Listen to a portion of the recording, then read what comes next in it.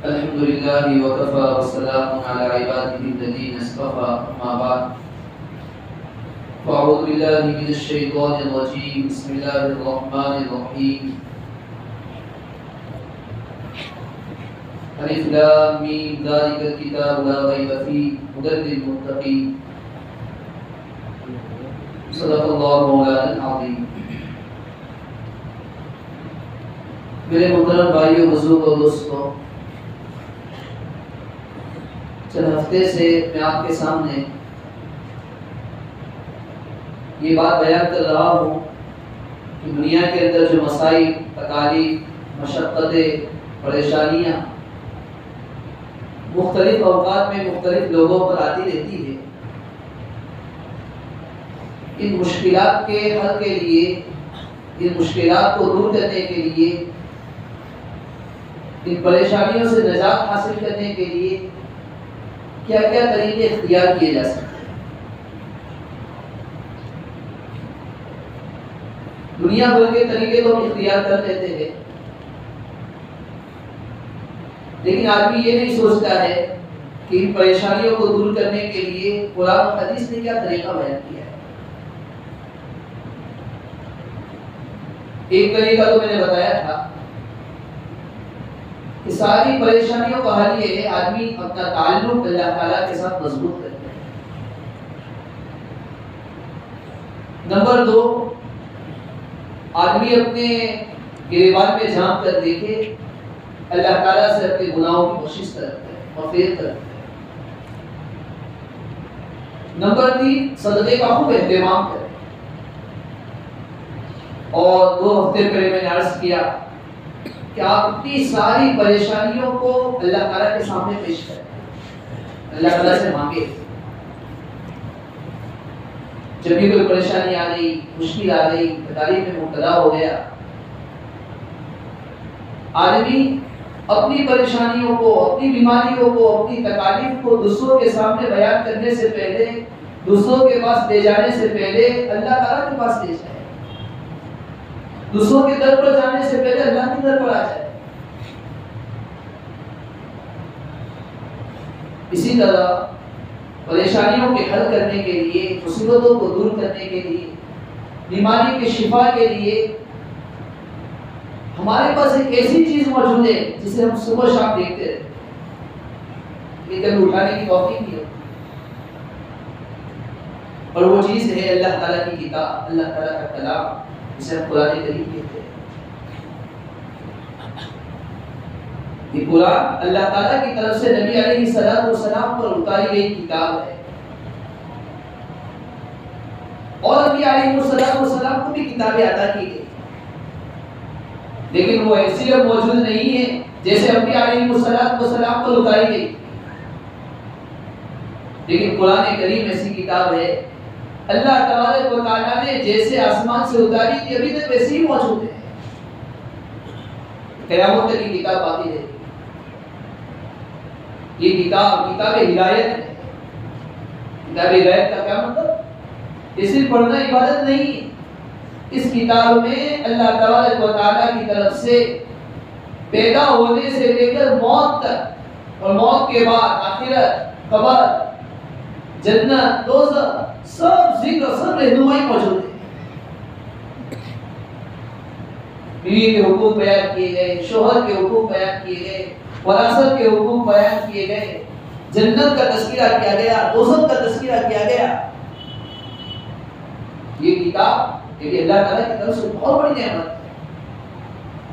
یہ اللہ تعالیٰ کا بہت بڑا شکر ہے، جب بھی نماز پڑھنے کے لیے آتے ہیں ہماری زیارت ہو جاتی ہے۔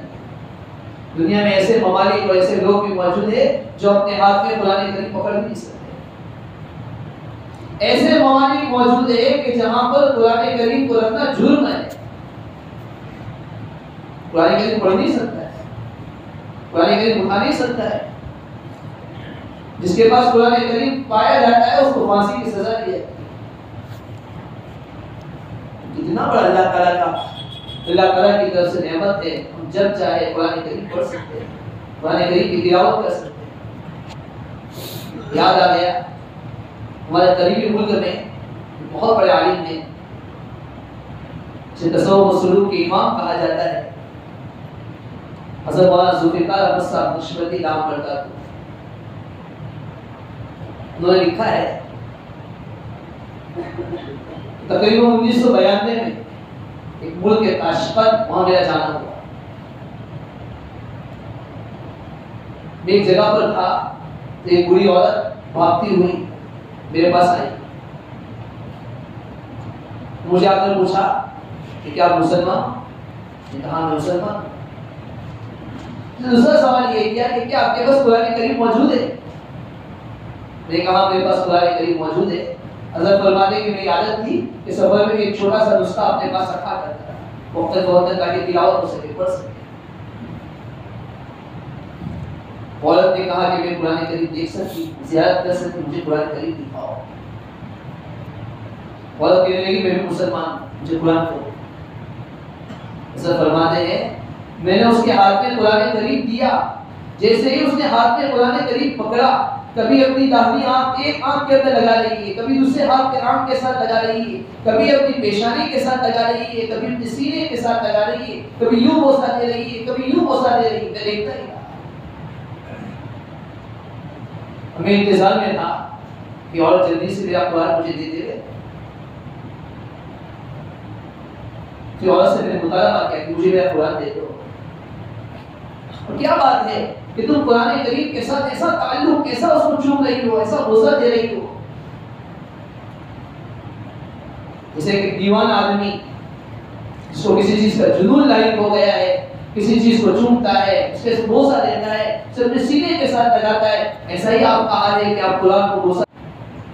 عورت کہنے لگی کہ میں 39 سال کی ہو چکی ہوں، میں مسلمان ہوں، لیکن کبھی میں نے قرآن کریم کی زیارت نہیں، کبھی قرآن کریم کو دیکھا تک نہیں،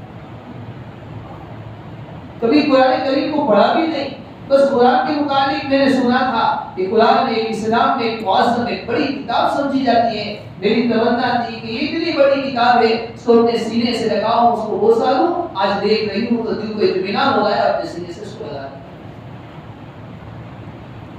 ہم روزانہ قرآن کریم کو دیکھتے ہیں، چھوٹا سا بچہ تو روزانہ قرآن کریم کی تلاوت کرتا ہے، مکتب کے بہانے سے مکتب میں چلا جاتا ہے، چھوٹی سی بچی چلی جاتی ہے، پڑھنے والی بچی چلی جاتی ہے، اس قرآن کو ہاتھ میں اٹھا لیتی ہے، پڑھ لیتی ہے۔ لیکن ہمارے کتنے لوگ ایسے ہوں گے جو روزانہ دیکھتے تو ہوں گے لیکن اٹھانے کی توفیق نہیں کرتے۔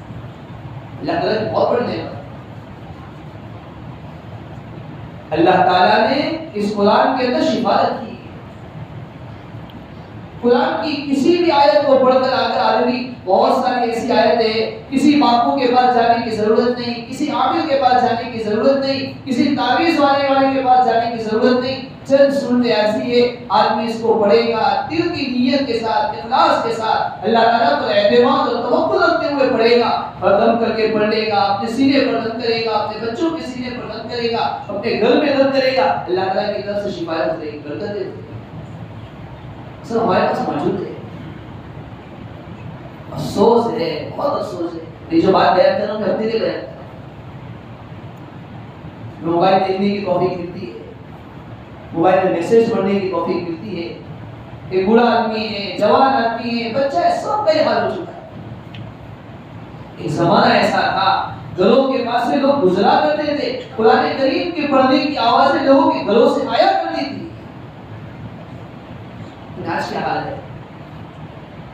کہاں عالم کا گھرانہ، کہاں جاہل کا گھرانہ، کہاں پڑھے لکھے ہوئے کا گھرانہ، کہاں نہ پڑھے لکھے ہوئے کا گھرانہ، کہاں دیندار کا گھرانہ، کہاں تبلیغی کا گھرانہ، غیر تبلیغی کا گھرانہ، سب کا یہ حال ہو چکا ہے۔ سبھی بیماری مبتلا ہو چکے ہیں، بیماری عام ہو گئی۔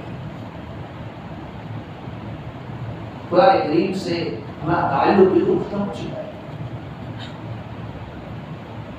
رمضان آ گئی، روزہ اس کی یہی ہے۔ بہت سارے نوجوان ایسے کہتے ہیں کہ بھائی رمضان آتی ہے، قرآن کریم پڑھتے، پاؤں پڑا 2 صفحے 3 صفحے پڑھتے سر دکھتا ہو جاتا ہے۔ اس کی وجہ کیا ہے؟ اس کی وجہ یہی ہے پورے سال قرآن کریم اٹھانے کی توفیق نہیں ہوتی، صرف رمضان میں اٹھایا جائے گا، ایک کو دیکھا دوسرے کو دیکھا۔ لیکن اللہ تعالیٰ کا بہت بڑا شکر ہے کہ رمضان میں 5 آدمی پڑھتے، دوسرے 5 آدمی کو پڑھنے کا چیز ہے، تھوڑی دیر پڑھے گا فون رکھ دے گا، سر دھونا شروع ہو جاتا ہے۔ اس ریویو بھی ہوا ہے پورے سال قرآن کریم ہمارے سامنے موجود ہے. قرآن دھول کھا رہا ہے, ہمارے گھر میں تاکوں کے اندر سجایا گیا ہے, الماری میں سجا کر قرآن کریم رکھا ہوا ہے, لیکن کسی کو پڑھنے کی توفیق نہیں ہوتی. ہم سب کا ایسا حال ہو چکا, صبح ہوتی ہے فوراً جیب میں ہاتھ جاتا ہے کہ موبائل بنانا ہے, موبائل میں چارج نہیں رکھنا ہے. ایک زمانہ تھا لوگ قرآن کریم اپنے پاس رکھا کرتے تھے, سفر میں رکھا کرتے تھے, اپنے سرحانے رکھا کرتے تھے. صبح ہوتی تھی کچھ بھی ہو جائے, آپ بوڑھوں کا حال پوچھے, ہر ایک بوڑھے کا حال یہ تھا, صبح ہوتی تھی فجر کی نماز ہوتی تھی کچھ نہیں تو کم سے کم سورہ یاسین تو روزانہ پڑھا کرتے. آج ہر ایک اپنے دل کا جائزہ لے, ہر ایک سوچے میرے باپ کا حال کیا تھا, میرے دادا کا حال کیا تھا, میرے نانا کا حال کیا تھا. میں نے اپنی آنکھوں سے دیکھا تھا کہ وہ قرآن کریم کی تلاوت کیا کرتے تھے. آج لوگوں کا حال کیا ہے, اب باپ کا حال یہ قرآن نہیں پڑھتا, ماں کا حال یہ قرآن نہیں پڑھتی ہے, بچہ بھی نہیں پڑھے گا. قرآن سے تعلق ختم ہو چکا ہے. حدیث میں آتا ہے اللہ کے نبی صلی اللہ علیہ وسلم نے فرمایا قیامت کی علامتوں میں سے قرآن اٹھا لیا جائے گا, قرآن اٹھا لیا جائے گا, نظیر ویران ہو جائے گا. اللہ تعالیٰ کی اتنی بڑی نعمت ہمیں عطا کی گئی ہے, پڑھے اس کو روزانہ, اپنے گھر میں ماحول بنائیں, اپنے گھر کا جائزہ لیں. جمعہ کا دن آ گیا, سورہ کہف کی تلاوت کو روزانہ پابند کر لے کہ روزانہ صبح مجھے سورہ یاسین پڑھنا ہے نہیں پڑھنا ہے. آدمی روزانہ کام کرنے جاتا ہے کہ نہیں جاتا ہے؟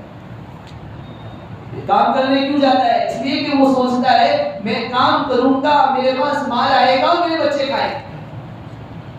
اللہ کی ذات پر ہمارا اعتماد ہوتا, ہمیں بھروسہ ہوتا, تو ہم یہ سوچتے کچھ بھی ہو جائے رزق میں برکت اس وقت تو ہوگی جب بھی میں قرآن کریم کی تلاوت کروں. مہینہ مہینہ گزر جاتا ہے. اگر آدمی پختہ ارادہ کر لے ہر نماز کے اندر, جب بھی نماز کی جیسی اذان ہو پڑھ مسجد میں آ جائے ہر نماز میں, اور آج کل روزانہ ہر نماز سے پہلے کم سے کم 2 رکوع پڑھے, 2 رکوع, زیادہ ہوتا نہیں جائے گا, 2 رکوع پڑھے گا. 5 نماز کے اندر کتنے رکوع ہو جائے؟ 10 رکوع ہو جائے گا, یعنی آدھا پارہ روزانہ پڑھ سکتے ہیں, بہت آسان. اور اس سے زیادہ برا حال ہمارے بہت سارے نوجوان ایسے جن کو قرآن کریم پڑھتے نہیں ہیں. اخبار پڑھ سکتا ہے, میسج پڑھ سکتا ہے, واٹس ایپ پر میسج کر سکتا ہے. جو قرآن کریم اللہ تعالیٰ نے ہمارے لیے عطا فرمائی ہے, جس میں سارے لوگوں کے لیے ہدایت ہے, سارے لوگوں کے لیے رہنمائی موجود ہے, ساری بیماریوں کی شفا موجود ہے, قرآن کریم ہم پڑھتے نہیں ہوتی ہے کہ ہم قرآن کریم کسی کے پاس پڑھنے کے لیے جائیں. یہ آدمی کو ہنر سیکھتا ہے, آدمی کو کبھی دل میں آتا ہے کہ میں موبائل کے اندر مجھے یہ ایپ چلانے نہیں آتا ہے, یہ ہنر میرے پاس نہیں ہے. آدمی فوراً کوشش کرتا ہے, کسی کے پاس سیکھنے کے لیے جاتا ہے کہ بھائی یہ ہنر میں سیکھ لوں, یہ ایپ کیسے استعمال کیا ہے. 40 سال کی زندگی گزر چکی, 50 سال 70 سال ہو چکے, کبھی یہ توفیق نہیں ہوئی کہ ہم کسی کے پاس جائیں کہ میں قرآن کریم کیسے سکھایا. اس میں تو کہتا ہوں بچوں کے مکتب سے زیادہ اور بڑے اور بوڑھوں کے لیے بھی تعلیم کی فضا فراہم کرنے کی ضرورت ہے. بہت سارے لوگ ایسے قرآن کریم پڑھتے نہیں آتے, اور اس سے آسان راستہ آدمی کچھ نہیں سیکھ سکتا ہے. کم سے کم آخر کی 10 صورتیں, سورہ فاتحہ, چند مخصوص صورتیں سیکھنے کے لیے آدمی اللہ کے راستے میں نکل جائے. کبھی چلہ لگا دیا, کبھی 3 دن لگا دیے, کبھی 10 دن لگا دیے, اور یہ اللہ کے راستے میں نکل کر یہ 10 صورتیں اور یہ اسی طرح سورہ فاتحہ اور چند مخصوص صورتیں ہیں, تبلیغ کے ذمہ داروں کے پاس اچھی طرح اس کو سیکھے. یہ بھی بہت اچھا راستہ ہے. اور بھی بہت ساری باتیں ہیں انشاءاللہ آئندہ عرض کروں گا. آپ سے ارادہ کریں اس باتیں اسی لیے ہم اپنے قرآن کریم کی تلاوت کا اپنے گھر میں ماحول بنائیں. گھر میں کہہ دیں کہ روزانہ میں قرآن کریم کی تلاوت کرتا ہوں. اس سے پہلے میں نے کہا تھا سورہ فلق, سورہ ناس ہے, اللہ تعالیٰ نے اس میں جادو, بیماری, سب کا علاج رکھا ہوا ہے. آدمی روزانہ اپنے بستر پر جائے, سب سے پہلے سورہ فاتحہ پڑھ کر, سورہ فلق پڑھ کر, سورہ ناس پڑھ کر اپنے پر, اپنے بچوں پر, اپنی بیوی پر, اپنی تمام چیزوں پر ڈر کرے. اللہ تعالیٰ اس میں شفا دے. اللہ تعالیٰ شانوں سے دعا ہے یہ جو باتیں میں عرض کر رہا ہوں, اللہ تعالیٰ سب سے پہلے مجھے عمل کرنے کی توفیق عطا فرمائے, آپ سب کو اس کے عمل کی توفیق عطا فرمائے. آمین. وآخر دعوانا الحمدللہ.